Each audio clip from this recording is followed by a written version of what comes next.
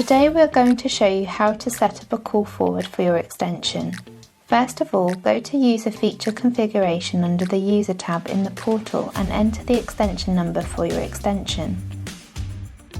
Click the Quick Search button and you can see this brings up your details.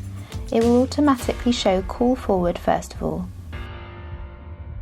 Click the Modify button here and you have 5 options to choose from. Not Used turns the calls forward off. Unconditional is a forward for every type of call. Busy will forward calls only when you are on the phone.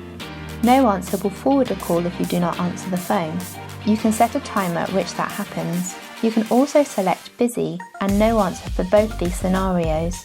For the purpose of this video, we're going to select Unconditional, so all calls will be forwarded. Then you've got some options to choose from. Would you like this to happen all the time, only during business hours, only when the business is closed, only at a certain time, or only at a customised time at a regular occurrence? For example, you can see if you select Customise, it allows you to select the hours here. For now, we're going to select Always. Next, you select a call forward destination. You can choose from a voicemail or a telephone number. So for a telephone number, select Digit and in here we're going to type in a mobile number.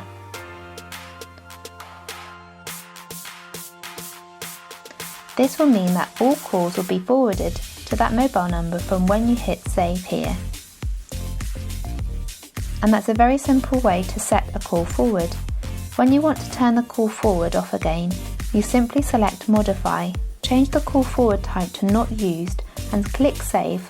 However, all your call forward details will be saved should you wish to quickly forward calls to your mobile again in the future. You'd simply go back and turn it on from one of the options here.